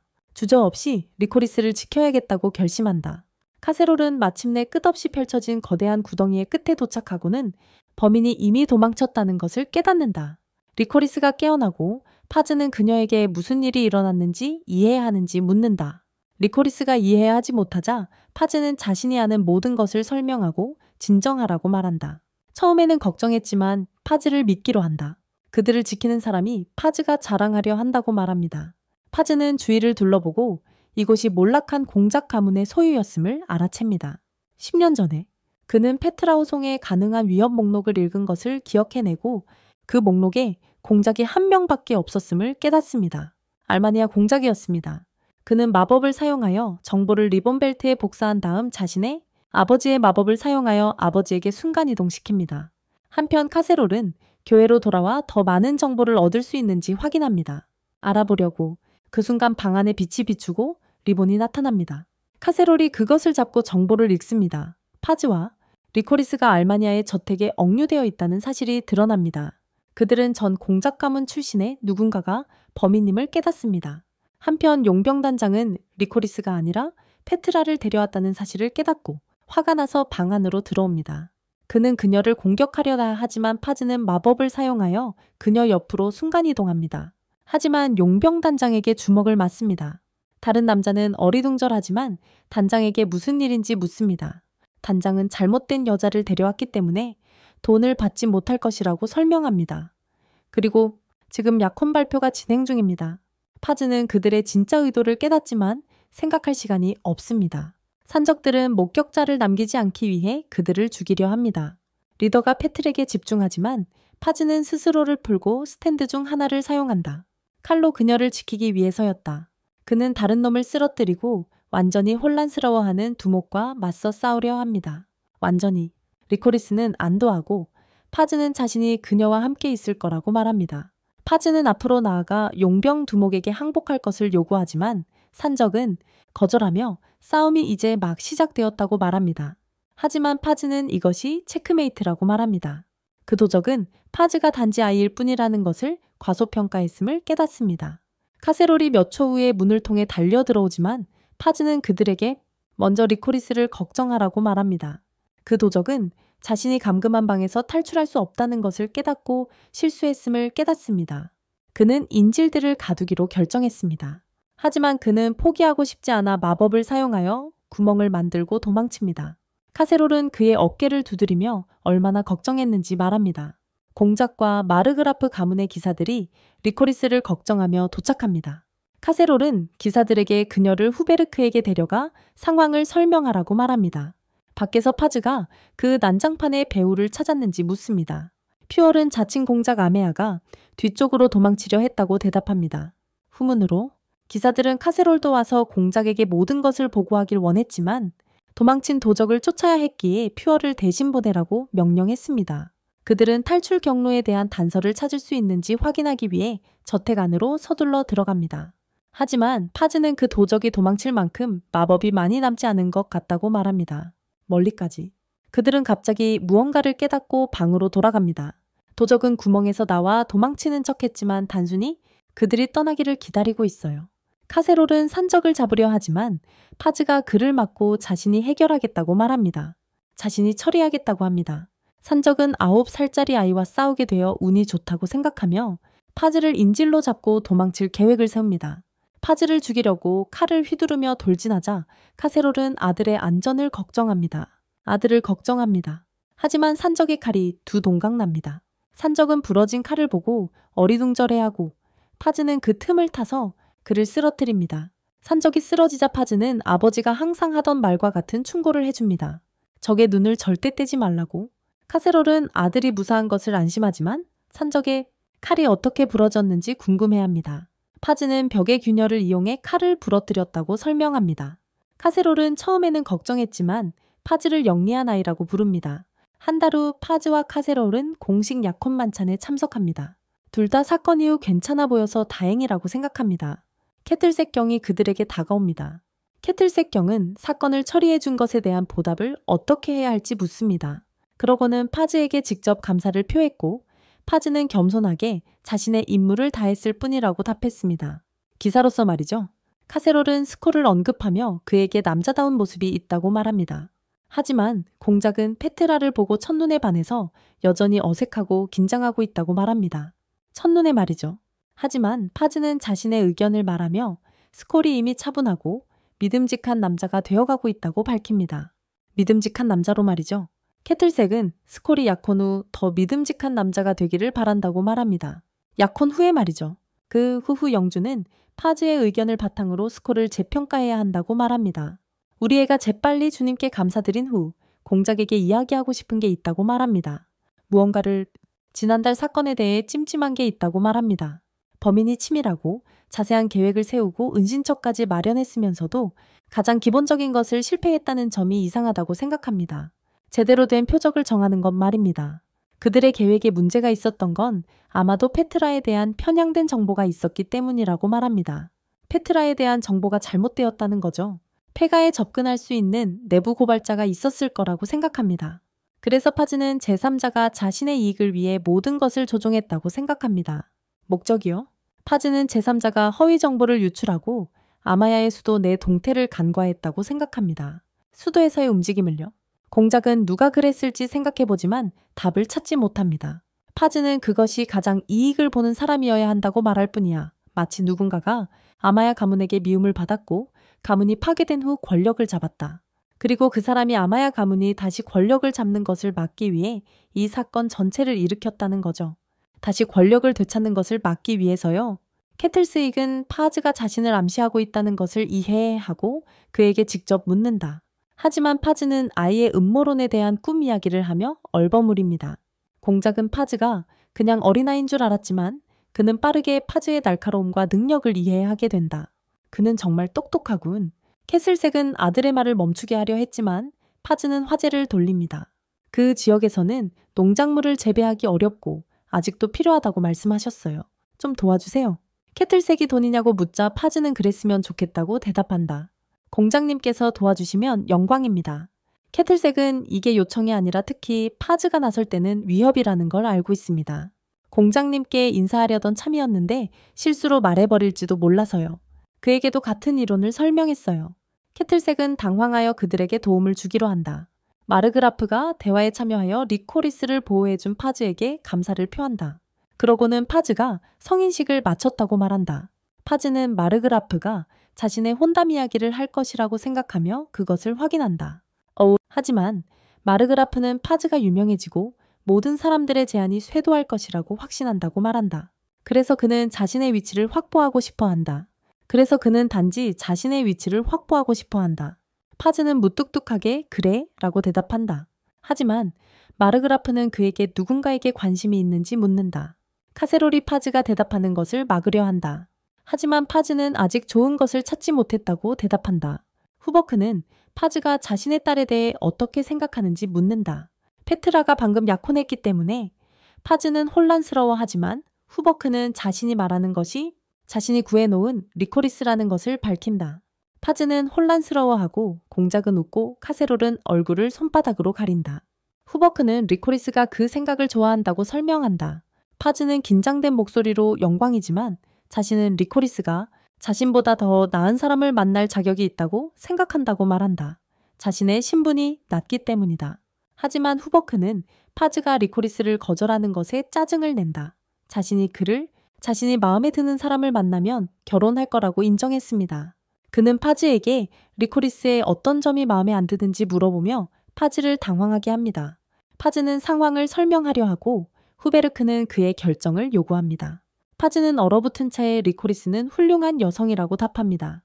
후베르크는 기뻐하며 카세롤의 의견을 묻습니다. 카세롤은 거절할 수 없다는 것을 알고 승낙합니다. 파즈는 아버지에게 배신감을 느끼고 후베르크는 모든 사람들을 모아 리코리스와 파즈가 이제부터 약혼한다고 발표합니다. 그때 파즈는 자신이 리코리스의 결혼을 주선하려고 했던 것이 아니라 자신이 짝이 될 줄은 몰랐다는 것을 깨닫습니다. 잠시 후 리코리스가 환한 미소를 지으며 용기를 내어 파즈에게 감사를 표합니다. 파즈는 그녀의 미소를 처음 보며 그녀가 이렇게 아름다운 줄 몰랐다는 사실에 얼굴을 붉힙니다. 그녀가 이렇게 아름다운 줄 미처 몰랐습니다. 마르그라브는 두 딸 모두에게 약혼자를 구했다며 건배를 합니다. 스콜은 파즈의 손을 잡고 이제부터 형제라고 말합니다. 파티 후 파즈는 모든 것에 대해 혼란스러워하며 석양을 바라봅니다. 리코리스가 다가와 그에게 자신이 파즈에게 충분한 사람인지 걱정스럽게 묻습니다. 파즈는 미소를 지으며 그렇다고 대답하고 자신도 행복하다고 말합니다. 리코리스도 미소를 지으며 자신도 행복하다고 말합니다. 갑자기 리코리스가 파스에게 자기가 준비한 게 있다고 말합니다. 쿠키를 구웠다고 말하죠. 색깔과 냄새를 맡으며 맛있을 거라고 생각합니다. 하지만 맛을 보니 태평양처럼 짜다는 걸 알게 됩니다. 리코리스가 기다리는 모습을 보고 맛있다고 말합니다. 그녀는 미소 짓습니다. 결혼한 남자의 평범한 일상이죠. 하지만 그 순간 파스는 그녀의 미소를 지키기 위해 모든 것을 할 결심을 합니다. 페이스트리가 집에 돌아왔을 때 그는 매우 행복했습니다. 그는 나무 상자들을 풀기 시작했습니다. 마르코와 루미가 무슨 일인지 보러 왔어요. 파스트리는 공장님께 도움을 받았다고 말했어요. 루미가 상자 하나를 열어보니 놀랍게도 안에 나무가 있었어요. 그것은 아카시나무 묘목이라고 했어요. 특별한 나무라고요? 파스트리가 파이를 만들려고 하는 줄 알았어요. 하지만 그는 이 나무들은 척박한 땅에서도 잘 자라고 꿀벌들을 위한 꿀을 만들 수 있다고 설명했어요. 그들은 꿀을 먹는 것에 대해 모두 흥분했어요. 하지만 문제가 있었어요. 그들의 땅은 비가 많이 오지 않았고 심은 나무들이 계속 죽어갔어요. 계속 말라 죽었어요. 그래서 페이스트리는 항상 물을 사용할 수 있도록 큰 물탱크를 만들기로 했어요. 한편 큰 집에서는 퓨얼과 캐서롤이 마을을 위한 재정 보고서를 작성하고 있었어요. 마을에 20년 만에 처음으로 실제로 돈을 벌었어요. 캐서롤은 그들이 함께 겪었던 좋았던 시간과 힘들었던 시간들을 생각하며 행복해했어요. 퓨얼은 페이스트리의 나무가 그가 태어난 이후로 큰 도움이 되었다는 것을 알았어요. 캐서롤도 동의하며 페이스트리를 구세주라고 불렀어요. 퓨얼은 그것을 듣고 기뻐하며 보고해야 할 다른 일들로 넘어갔어요. 퓨얼은 캐서롤에게 좋은 소식부터 듣고 싶은지 나쁜 소식부터 듣고 싶은지 물었어요. 캐서롤은 이미 기분이 좋았기 때문에 좋은 소식부터 듣겠다고 했어요. 그들이 짓고 있던 새 마을에는 이미 거기에 살고 싶어하는 사람이 40명이나 있었습니다. 그들 대부분은 산적들에게 망가진 다른 마을의 난민들이었습니다. 이제 캐서롤은 나쁜 소식을 알고 싶어 했습니다. 퓨얼은 파스트리의 새로운 계획을 알게 되었고 두 친구와 함께 새로운 장소로 갔습니다. 캐서롤은 그들이 허락 없이 큰일을 꾸미고 있다는 것을 알았고 확인하러 갔습니다. 그곳에서 파스트리는 바위 지역에 직면하여 몰래 배운 슈트루델의 마법을 사용하여 땅을 팠습니다. 하지만 첫 시도에 거대한 충격파가 발생하여 퓨얼과 캐서롤이 날아갔습니다. 그들은 다시 일어서서 파스트리의 힘을 칭찬했습니다. 파스트리는 장난스럽게 웃지 않을 수 없었습니다. 주문이 너무 잘 먹혀서 신이 났습니다. 그 힘으로 할 수 있는 멋진 일들을 생각하며 기뻐서 뛰어다녔습니다. 라르코와 루미는 그 모습을 지켜보며 어쩌면 그들의 미래 지도자가 약간 미쳐버린 건 아닌가 생각했습니다. 하지만 파스트리는 시간을 낭비하지 않았습니다. 그는 마법을 사용하여 큰 물탱크를 팠습니다. 그들은 그가 혼자서 그것을 다 해냈다는 사실에 놀랐습니다. 그들이 그의 작품을 감탄하며 바라보는 동안 파스트리는 그들이 탱크 주변에 나무를 심고 비가 올 때 물을 모으면 나무들도 물탱크가 될 것이라고 말했습니다. 그러면 다양한 식물과 동물들이 살 수 있는 곳이 될 거예요. 그는 사람들을 끌어들일 아름다운 땅을 만드는 꿈을 꾸었어요. 페이스트리는 그때를 상상하며 행복한 표정으로 눈을 감았어요. 라르코와 루미는 그에게 눈을 뜨라고 했어요. 눈을 뜨자 그는 언덕 위에서 아주 환한 표정의 아빠를 보았어요. 페이스트리는 자신이 큰일 났다는 것을 알고 식은땀을 흘렸어요. 그들은 큰 소음이 산사태라고 생각했어요. 카세롤은 그들의 어리석은 행동에 세 사람의 머리를 살짝 쳤어요. 시간이 좀 지나자 페이스트리는 마을과 밭을 위한 더 많은 물탱크와 수로를 만들었어요. 마을 사람들은 그가 그 모든 일을 해낸 것에 대해 굉장히 놀라워했어요. 그가 모든 것이 제대로 작동하는지 확인하러 갔을 때 그의 여동생 조지가 나타났어요. 그에게 보낼 편지를 가지고 그녀는 글라카주와 함께였고 급한 일인 것 같다고 했기에 그는 직접 가져가기로 했어요. 글라카주는 자기가 가져다 주고 싶다고 했지만 조지는 정말로 자기가 하고 싶어 했어요. 그녀는 그의 약혼녀에게서 온 편지일지도 모른다고 생각해서 책임감을 가지고 직접 전해주고 싶어 했어요. 페이스트리는 조지에게서 편지를 받자 얼굴이 빨개졌어요. 그는 편지를 읽으면서 걱정스러워 보였어요. 마르코와 루미는 그가 왜 그렇게 불행해 보이는지 보기 위해 그의 뒤에 살금살금 다가갔어요. 브리오슈의 편지라고 했어요. 새 차에 대한 그의 생각을 듣고 싶다며 차 시음회에 초대했대요. 가죠? 모두들 그 편지에 대해 혼란스러워했어요. 페이스트리는 백작 부인이 무슨 계획을 꾸미는지 알아내려고 했어요. 페이스트리가 약혼했다는 소식이 퍼졌고 브리오슈도 그 소식을 들었어요. 페이스트리네처럼 평범한 기사 가문이 중요한 귀족 가문과 결혼한다는 게 믿기지 않았대요. 중요한 귀족 가문이요. 브리오슈는 페이스트리가 태어난 후 카세롤이 땅을 얼마나 잘 가꾸었는지 그리고 페이스트리가 산적들과의 협상에서 어떻게 승리했는지 이야기했어요. 그녀는 허버트가 페스트리의 잠재력을 알아봤다고 확신했습니다. 그녀는 또한 카드체크와 허버트가 페스트리와 가까워지는 것에 답답함을 느꼈고 그래서 그를 좋은 쪽으로 만들려고 차 파티에 초대했습니다. 마을 사무실에서 페스트리는 다시 자신이 온 이유로 화제를 돌렸습니다. 그는 아버지가 여기 있는지 물었지만 퓨얼은 아직도 왕도에서 일하고 있어서 없다고 말했습니다. 그래서 페스트리는 퓨얼에게 브리오슈의 차 파티 초대에 대해 말했습니다. 퓨얼은 그녀가 아이들만 오라고 한 것이 이상하다고 생각했습니다. 페스트리는 그녀가 무슨 일을 꾸미고 있을지도 모른다고 말했습니다. 그때 카세롤이 여행에서 돌아와서 이미 왕도, 파스트리는 걱정했지만 아버지는 나중에 이야기하자며 지금은 놀라운 일이 있다고 했습니다. 리코리스가 방에 들어왔고 두 사람은 환하게 웃으며 서로를 반가워했습니다. 서로를 아버지는 어떤 일 때문에 리코리스가 잠시 동안 함께 지내게 될 거라고 말했습니다. 일이 생겨서 다른 곳에서 휴버트에 가신 중 한 명이 그에게 걱정된다고 말합니다. 라이코리스를 모델른 댁에 보내는 것에 대해서요. 휴버트는 짜증이 나서 브리오슈가 자신의 미래와 관련해 무슨 일을 꾸미고 있다고 생각합니다. 사위. 조력자는 동의하며 브리오슈가 똑똑해서 모르델른의 땅과 파스트리의 잠재력을 알고 있을 거라고 말합니다. 휴버트는 그녀의 다과회 초대가 대담하다고 생각합니다. 그래서 파스트리가 갈 수 있도록 리코리스를 보낸 것입니다. 브리오슈가 무언가를 시도하더라도 그의 약혼녀가 있는 자리에서 파스트리에게 영향을 주기는 어려울 것입니다. 다과회 당일 백작 부인의 성은 남쪽 출신의 화려한 젊은 귀족들로 가득 차 있습니다. 파스트리와 리코리스가 도착하고 파스트리는 자신이 그린 그림을 알아챕니다. 처음 방문했을 때의 백작 부인으로부터 그가 자신의 관심을 끌기 위해 그곳에 있다는 것을 알고 있습니다. 백작 부인의 하인이 파스트리를 환영하며 그에게 공손하게 대해야 한다고 들었다고 말합니다. 그리고 그를 면밀히 지켜보라고 합니다. 파스트리는 그들이 자신이 문제를 일으킬지도 모른다고 걱정하는 것 같다고 생각합니다. 그는 이것을 그들의 땅의 물건을 자랑할 기회로 봅니다. 조력자가 파스트리와 라이코리스를 소개하고 파스트리는 첫마디로 좋은 인상을 줍니다. 그의 첫마디로 좋은 인상을 남깁니다. 그는 모두에게 단단한 사탕 과자를 선물로 나눠줍니다. 그는 그것들이 차와 잘 어울릴 것이라고 말하고 모두들 그것들이 멋지다고 말합니다. 사람들은 그 맛에 놀라워해요. 이렇게 맛있는 과자는 처음이라고들 하죠. 모두들 차 맛을 더욱 좋게 한다고 입을 모아요. 이제 모두의 관심을 받게 된 파스트리는 여행 상인들을 통해 더 많은 사탕을 선물로 보내고 싶다고 말했어요. 하지만 부탁이 하나 있었죠. 상인들에게 설탕세를 부과하지 말아달라는 것이었죠. 설탕이 많이 들어간 제품에는 세금이 많이 붙는데 선물에 세금을 매기는 건 불공평하다고 설명했어요. 귀족들은 선물에 세금을 매기는 건 이상하다고 생각해서 동의했어요. 그때 브리오슈가 나타나 모든 이야기를 듣게 되었어요. 그리고 브리오슈가 나타나서 모든 것을 듣게 되었어요. 그녀는 그 생각이 흥미롭다고 생각했고 사업 이야기를 한다는 핑계를 댔습니다. 그리고 개인적인 일을 이야기하며 파스트리를 리코리스에게서 데려갔습니다. 그녀는 그런 일들은 먼저 자신에게 이야기해야 한다고 상기시켰습니다. 브리오슈는 자신과 모르델레 가족과 관련된 일들을 이야기하는 동안 기다려 달라고 리코리스에게 부탁했습니다.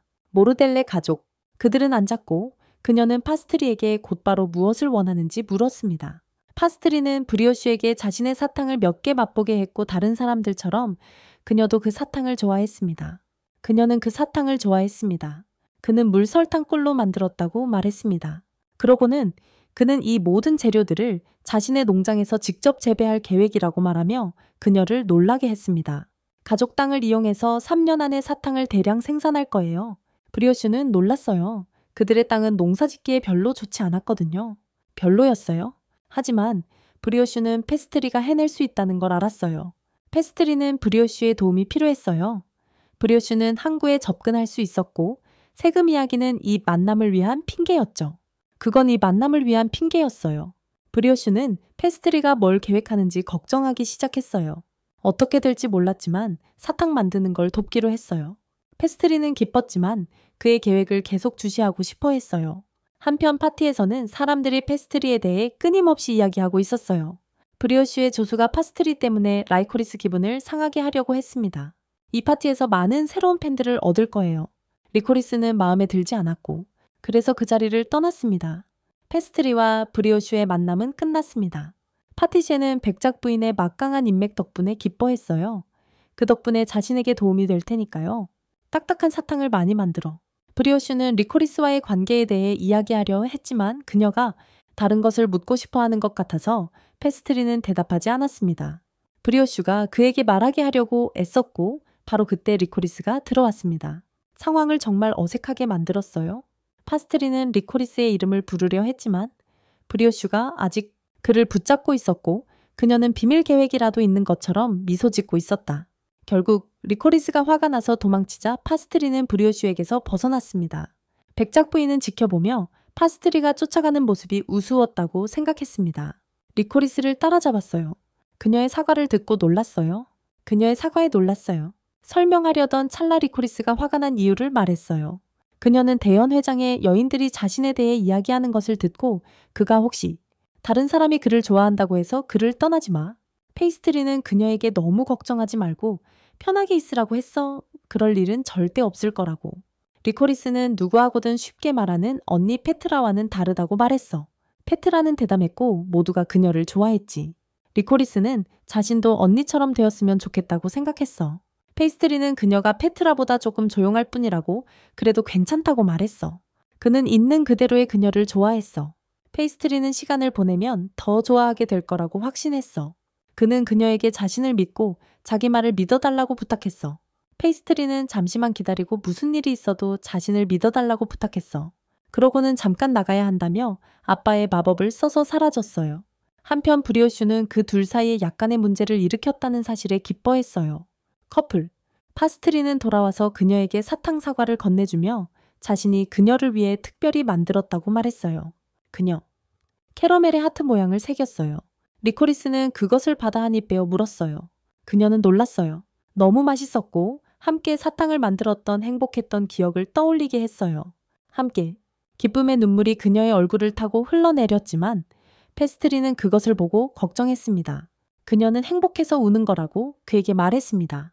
그녀는 한 입 더 베어 물었고 그 맛에 믿을 수 없다는 듯이 감탄했습니다. 페스트리는 그것의 이름이 사랑의 사과라고 말했습니다. 그 말에 그녀는 얼굴이 붉어졌습니다. 그는 그녀에 대한 자신의 마음이 강하다고 말했고 그 모든 마음을 그녀가 즐기고 있는 간식에 담았다고 했습니다. 말입니다. 그는 정말로 그녀를 행복하게 해주고 그녀의 미소를 보고 싶어 했습니다. 그녀는 그에게 활짝 웃으며 고마워했습니다. 페스트리는 거의 그녀를 잃을 뻔하지 않아서 안도했습니다. 달에 후 그들은 마을로 돌아왔습니다. 페이스트리는 너무 피곤해서 책상에 그냥 드러 누웠습니다. 퓨얼은 그에게 기분을 좋게 해줄 콩차 한 잔을 따라주었습니다. 한 모금 마시자 딱 필요한 것이었습니다. 퓨얼은 책상 위에 종이를 발견했고 페이스트리는 그것은 남은 포장지라고 말했습니다. 딱딱한 사탕 포장지였습니다. 그의 어머니가 그가 이야기를 해주는 동안 도와서 포장해 주셨습니다. 하지만 퓨얼이 자세히 보니 그 종이에는 백작 부인이 그를 안고 있는 그림이 있었습니다. 페이스트리가 그 그림을 사용했다는 사실이 믿기지 않았지만 페이스트리는 그것은 되갚아주는 것이라고 생각했습니다. 리코리스와의 관계를 망친 백작 부인 때문에 딴 곳에서는 브리오슈가 정말 화가 나서 물건들을 깨부수고 있었다. 그녀는 파스트리가 귀족들에게 모두 저 종이로 싼 사탕을 보냈기 때문에 격분했다. 그 종이 말이다. 이제 그녀가 어린 남자들을 좋아한다는 소문이 돌았다. 한편 휴베르트는 이웃이자 라이벌인 루데르트의 군대 이동에 대한 보고를 받았다. 루데르트, 위베르는 자신의 군대가 강해지기 전에 루드루가 공격해 올 것이라고 생각했습니다. 공장님의 도움으로 더 강해질 거예요. 보도에 따르면 루드르트는 3만 명의 군대를 거느리고 있었다고 합니다. 휴버트는 더 많은 군대를 요청하는 편지를 써서 공작에게 보낼 계획이었습니다. 마을에 돌아와서 페이스트리는 힘들게 팔아번 돈을 모두 세고 있었습니다. 사탕하고 중매 사진. 그들은 금화 300개가 넘게 가지고 있었습니다. 페이스트리는 은화와 금화 4개를 저축하려고 했습니다. 퓨얼은 그 나이에 그렇게 많은 돈을 가지고 있다는 게 놀랍다고 말했습니다. 하지만 페이스트리는 과자와 사진을 만드는 데 쓴 시간에 비하면 당연하다고 설명했습니다. 퓨얼은 동의하며 페이스트리가 마을에 많은 돈을 벌어다 주었으니 카세리, 화내지 않을 거라고 말했습니다. 페이스트리는 그 돈으로 동물을 몇 마리 사고 싶었습니다. 그래서 그는 퓨얼에게 상인과 이야기해서 염소 100마리를 구해오라고 했습니다. 퓨얼은 놀랐습니다. 70마리나 80마리면 충분했거든요. 페이스트리는 높은 가격을 부른 후 타협해서 더 좋은 가격을 얻겠다고 했습니다. 퓨얼은 그의 사업 방식을 더럽다고 했습니다.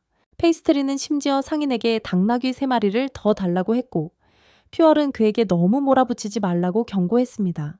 상인이 울 수도 있으니까요. 페이스트리는 염소젓과 치즈는 과자를 만드는 데 중요하다고 설명했습니다. 퓨얼은 페이스트리에게 마을 초창기에 염소를 키워본 적이 있다고 말했습니다. 염소는 거의 모든 것을 먹기 때문에 돌보기 쉽습니다. 하지만 그 당시에는 땅이 좋지 않아서 염소들을 풀어놓을 수밖에 없었습니다. 살기 더 좋은 곳이 되었어요. 페이스트리는 땅이 얼마나 좋아졌는지 알아챘고 다시 동물들을 키우기 시작할 수 있었어요. 동물들을 다시 키우기 시작했어요. 이것은 그가 과자의 땅이라는 꿈에 더 가까이 다가가는 데 도움이 될 거예요. 한편 그는 시럽 냄비를 집어들고 퓨얼에게 맛을 보라고 했어요. 퓨얼은 맛을 보았지만 너무 달다고 생각했어요. 페이스트리는 설탕을 만드는 첫 시도였다고 말했고 그들의 마을을 과자로 유명하게 만들 계획이라고 했어요. 마을을 과자로 유명하게 만들 계획이라고 했어요. 설탕 만드는 법을 알아낸다면 아주 많은 사탕을 만들 수 있을 거예요. 나중에 그는 마르코와 루미에게 그들의 프로젝트 중 하나를 돕도록 했어요. 리코리스는 그들이 무엇을 하는지 궁금해했고 파스트리는 그들이 주서를 만들고 있다고 말했습니다. 주서요? 그들은 레버를 이용해서 작동 방식을 보여주었습니다. 마르코는 루미가 손잡이에 닿도록 도와주려고 했지만 힘이 부족해서 둘 다 넘어져 기계를 부셨습니다. 파스트리는 자신이 옳은 생각을 했다고 생각했지만 더 강력한 버전을 만들 필요가 있다고 생각했습니다. 금속으로요? 리코리스는 좋은 생각이 떠올라 가족이 사용하던 와인프레스에 대해 말했습니다. 레버를 돌리고 포도즙을 짜내려면 2사람이 필요했습니다. 파스트리는 직접 만드는 대신 방법을 찾기로 했습니다. 그는 서둘러 퓨얼에게 이야기하려고 돌아왔고 라이코리스는 그를 보고 무척 기뻐했어요. 정말 신이 났죠. 하지만 파스트리가 그들의 사무실에 갔을 때 퓨얼과 카세롤은 걱정하는 표정이었어요. 그들은 휴버크와 루도랑트 사이에 전쟁이 시작되었다고 그에게 말했어요. 파스트리는 자신의 모든 계획이 보류될 수밖에 없다는 사실에 정말 속상해했어요. 파스트리는 전쟁 때문에 생각에 잠겼고 라이코리스는 그것을 알아챘어요. 그녀는 서로의 감정을 나눌 수 있도록 그와 이야기하기로 했어요. 그들은 맛있는 과자를 만들고 즐길 수 있는 사람들이 있는데 전쟁이라는 건 어리석다고 생각했어요. 그러면 세상 모든 사람들이 행복해질 텐데 말이죠. 서로를 위로한 후 파스트리는 자신이 해야 할 일을 기억해냈어요. 오늘 염소를 봤습니다. 그가 염소에 지나고 맛있는 우유로 치즈케이크를 만들고 싶다고 했습니다. 리코리스는 새로운 디저트를 먹어보고 싶다고 했고 파스트리는 기대를 크게 하라고 했습니다. 말이죠. 나중에 사무실에서 파스트리는 약속했던 상인이 염소를 팔게 된 건 귀족이 그에게 염소를 팔도록 강요했기 때문이라고 말했습니다. 다른 사람에게 말이죠. 그 상인은 어쩔 수 없었습니다. 목숨이 위협받았으니까요. 그는 파스트리와 그의 아버지에게 사과했고 카세롤은 이해했으며 직접 와서 설명해준 상인에게 감사까지 했습니다. 말이죠. 페이스트리는 누가 이랬는지 알고 싶어 했고 그게 룬스베지 남작인 걸 알게 되었죠. 그는 하급 귀족 가문을 괴롭히는 것으로 유명했죠. 퓨얼은 그들이 힘있는 귀족 가문과의 인맥을 이용해서 도움을 청하자고 제안했어요. 하지만 카세롤은 후버크 가문과의 협력이 아직 공식화되지 않았다고. 그래서 도움을 요청하기가 어려울 거라고 말했어요. 후버크 가문과의 분쟁이 이 문제의 원인일 가능성이 높아요. 전쟁은 식량 안보에 영향을 미치니까요. 캐서롤은 단 3일 만에 이미 그들에게 영향을 미치고 있다는 사실을 믿을 수 없었습니다. 큰 갈등이라는 것을 암시하는 뉴스가 나왔습니다. 모든 지역이 무역으로 연결되어 있으니 모두가 영향을 받을 거예요. 페이스트리는 룬스베지 남작에게 맞서 싸울 생각에 정말 화가 났어요. 룬스베지가 자기 계획을 망치고 무례하게 굴었다고 화를 냈어요. 카세롤과 퓨얼은 그의 분노에 당황해서 진정시키려고 했어요. 하지만 페스트리는 남작에게 가서 따질 거라고 고집했어요. 그의 아버지는 전쟁 중에는 모든 지역에 보급품이 필요하고 특히 식량이 필요하다고 설명했어요. 룬스베지의 땅이 최전선에 더 가까우니 식량이 긴급하게 필요한 건 당연하다고 했어요. 아주 급하게요. 카세롤은 귀족이 염소를 훔친 게 아니라 정당한 값을 지불했다고 지적했어요. 제 값을 치렀다고요? 아버지는 아들의 심정을 이해했지만 이 일로 피해를 본 건 페스트리뿐이라고 설명했어요. 퓨얼은 그에게 현실을 받아들이라고 말했다. 일단 분쟁이 해결되면 그는 염소를 더 얻기 위해 협상할 수 있었다. 페이스트리는 리코리스에게 했던 치즈케이크 약속 때문에 슬펐다. 퓨얼은 이를 보고 전시에도 물자를 얻는 방법이 있다고 밝혔다. 증원군으로 참전함으로써 페이스트리는 그것을 빠르게 알아챘다. 그렇게 함으로써 그들은 물자 확보를 우선시할 수 있었다. 페이스트리와 리코리스의 약혼은 그들에게 후베르크 편에 서는 이유를 주었다. 페이스트리는 자신의 염소들을 되찾겠다고 약속했다. 그들이 출발할 때 리코리스는 불안해했고 그래서 페이스트리의 어머니는 그녀에게 다가갔다. 페이스트리는 전선으로 가는 것에 대해 약혼녀에게 조용히 사과하며 떠났다. 갑자기 그는 자신이 항상 꿈꿔왔던 과자의 땅을 위해 그렇게 하고 있다고 믿었습니다. 후베르크 저택으로 돌아와 하나인이 뛰어들어와 루테라우테에 주력군이 약 10,000명이 넘는 병력으로 진격하고 있다고 보고했습니다. 마치 적이 예측한 대로였습니다. 후베르크는 자신의 병력으로 이 정도 수는 감당할 수 있다고 생각했습니다. 그는 스쿠알레에게 최전선 방어에 배치하여 첫 전쟁 경험을 맛보게 해주기로 결정했습니다. 아치브 페트라는 이 말을 듣고 겁에 질렸지만 스쿠알레는 첫 원정에 참여할 기회에 감사하며 즉시 출발했습니다. 그는 아내에게 걱정하지 말라고 안심시키며 장인의 땅을 지키는 것을 돕겠다고 약속했습니다. 땅을 루테라우테 진영에서 그는 선발대가 국경 근처에 도착하여 진영을 갖췄다는 보고를 받았습니다. 그리고는 진을 쳤습니다. 그의 장군 중 한 명은 그들의 군대가 이미 피로의 징후를 보이고 있다며 우려를 표했습니다. 피로를. 후베르크 군대의 수가 꾸준히 늘어나 불리할 수도 있지만 루테라우테는 이미 그 점을 고려했다고 그에게 확신시켰습니다. 그의 진짜 목표는 후베르크와 공작 사이에 불화를 일으키는 것이었습니다. 그는 후베르크가 스쿠알레를 첫 원정에 보낼 것이라고 예상했지만 그는 공작의 손자를 위험에 빠뜨릴 순 없었기에 그는 스쿼를 전장에서 가장 안전한 곳에 배치하여 쉽게 승리할 계획이었습니다. 이렇게 하면 공작의 감사를 얻을 수 있을 테니까요. 루테라우테는 스퀄을 유인하여 자신이 쉽게 제거할 수 있는 곳으로 끌어들여 공작으로 하여금 분노하게 만들고 후베르크와의 관계를 끊어 고립시키려 했습니다. 루테라우테는 이 계획을 세우면서 후베르크의 절망적인 표정을 상상했습니다. 그때 스퀄과 그의 부대는 배치 위치로 이동했고 그는 첫 실전 배치에 약간 긴장했습니다. 그는 자신이 무엇을 위해 싸우는지 상기시키기 위해 아내의 사진을 꺼내 들었습니다. 그들이 징역했다. 한편 루테라우트의 병사들은 그를 기습할 적절한 순간을 기다리고 있었다. 페이스트리와 캐서롤은 마침내 후베르크 영지에 도착했고 영주는 그들을 따뜻하게 맞이했다. 다정하게. 캐서롤은 공격 소식을 듣고 도움을 주러 왔다고 말했다. 후베르크는 감사했다. 페이스트리는 염소를 언급하며 거의 실수할 뻔했지만 약혼녀의 가족을 돕기 위해 왔다고 말하며 위기를 모면했다. 후베르크는 그들을 작전실로 데려가 전장을 살폈다. 페이스트리는 적의 견고한 방어를 눈치챘지만 캐서롤은 그 점이 의심스러웠다.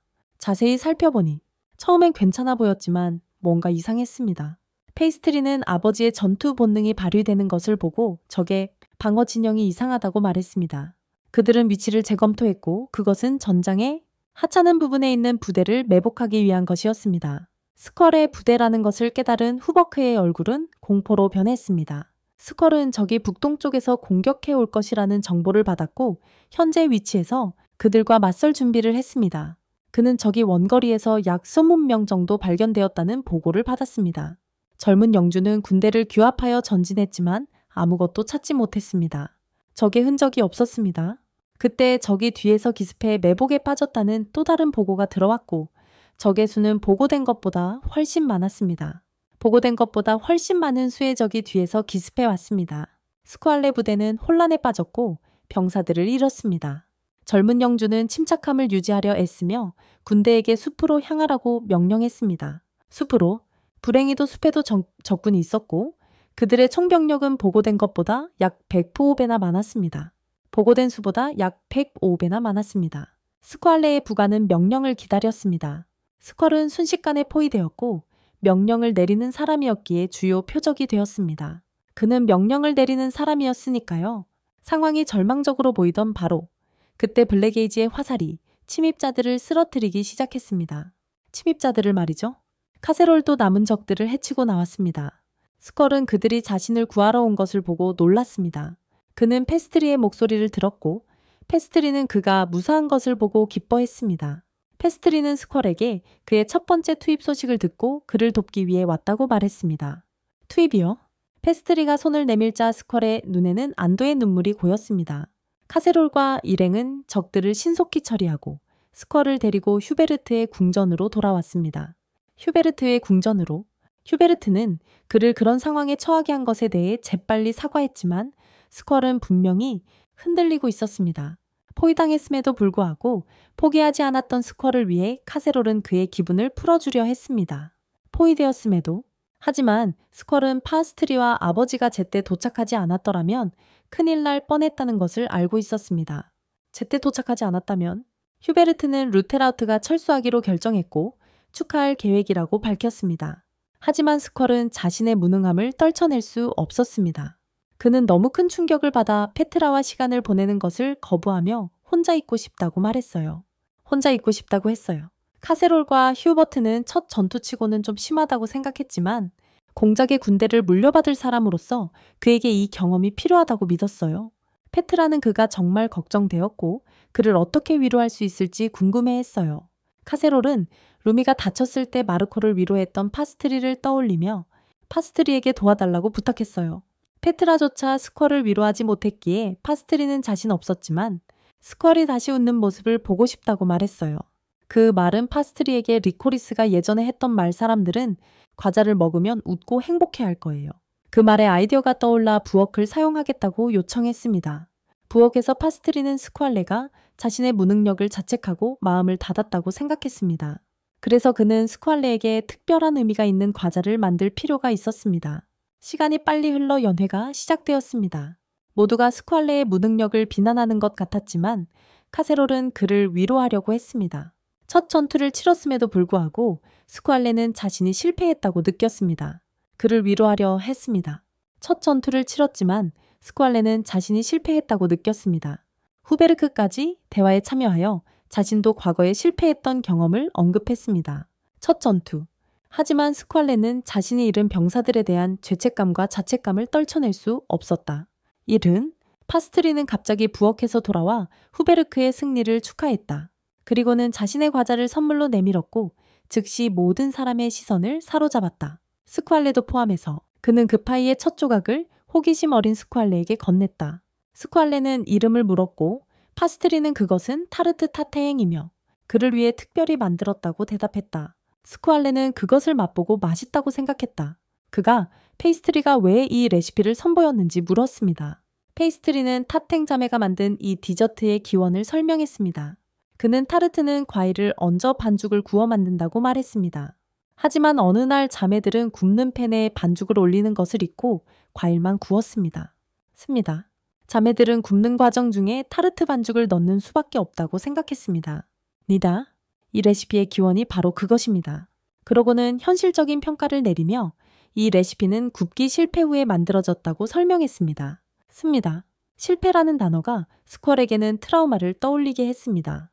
하지만 파스트리는 그것을 기적이라고 불렀습니다. 스쿠얼은 혼란스러웠지만 파스트리는 자매들이 그냥 과일을 버리고 순서대로 다시 타르트를 만들 수도 있었다고 설명했습니다. 하지만 그렇다면 이 레시피는 결코 탄생하지 않았을 것입니다. 자매들은 실패를 실패로 끝내는 것을 거부했습니다. 파스트리는 그러고는 자신이 과자 만드는 것을 실패할 때마다 이 레시피를 떠올린다고 말했습니다. 그는 스컬에게 실패하더라도 앞을 보고 나아가야 한다고 말했습니다. 하지만 스컬은 할아버지가 항상 자신에게 가르쳐 주셨던 말 때문에 그 말을 믿지 못했습니다. 그런 실패는 용서할 수 없습니다. 페트라는 그가 무사히 돌아오겠다고 약속했기 때문에 실패한 것이 아니라고 말했습니다. 무사히 말이죠. 그는 목숨을 바친 병사들을 잃었기 때문에 돌아왔을 뿐이라고 반박했습니다. 희생한 병사들을 말이죠. 페트라는 승리에 대해 거만해지는 대신 전사한 동료들을 생각하는 그를 자랑스러워해야 한다고 말했습니다. 자랑스러워해야 한다고 말이죠. 그는 마침내 그녀의 말을 받아들이고 미소를 지으며 페트라와 파스트리에게 감사를 표했습니다. 그는 더 강해지고 이 실패를 헛되이 하지 않겠다고 약속했습니다. 후베르크는 파스트리에게 도움을 준 것에 대해 감사를 표하고 그가 원하는 것을 무엇이든 보상하기로 했습니다. 갖고 싶었어. 페이스트리는 그에게서 그의 것과 관련된 온갖 것들을 무한정으로 달라고 재빨리 부탁했어. 과자들. 집으로 돌아온 페이스트리는 후베르크의 선물들을 풀기 시작했어. 하지만 그의 아버지는 룬스베지를 상대로 협상을 하고 그들의 염소를 훔친 것에 대한 복수를 하려고 남았어. 말 그대로 협상에 성공한 캐서롤이 갑자기 돌아와 페이스트리의 손을 잡으며 자신이 그가 필요하다고 말했어. 페이스트리는 혼란스러워했지만 캐서롤은 자신의 순간이동만으로는 부족하다며 페이스트리가 자신의 마법을 복사해서 가축들을 순간이동시켜야 한다고 말했어. 그래서 페이스트리는 그의 마법을 베껴서 가축들을 순간이동시켜야 했어. 그들은 100마리의 염소와 5필의 전투말을 가지고 돌아왔습니다. 루스베지 남작에게 보낼 물건들이었죠. 그들은 그가 자신들에게 썼던 것과 같은 전략을 사용했습니다. 한편 파스트리는 후베르크의 포도주 앞찾기를 받았고 바로 실험해 보기로 했습니다. 바로 그때 그는 갑자기 어머니에게 불려가서 어머니를 만나러 갑니다. 알고 보니 어머니는 그와 카세롤이 수도로 가기를 원했습니다. 리코리스는 아버지에게서 편지를 받았습니다. 여동생과 함께 수도로 가달라는 내용이었습니다. 수도로 가라는 편지였습니다. 하지만 그녀는 옷이 충분하지 않아서 새 옷을 얻기 위해 수도로 가고 싶어 했습니다. 새 옷을 얻으러 수도에 가고 싶어 했습니다. 파스트리는 약혼녀의 부탁이라 곧바로 승낙하지만 금방 돌아와서 리코리스가 기다리는 치즈케이크를 만들죠. 다음 영상에서 만나요.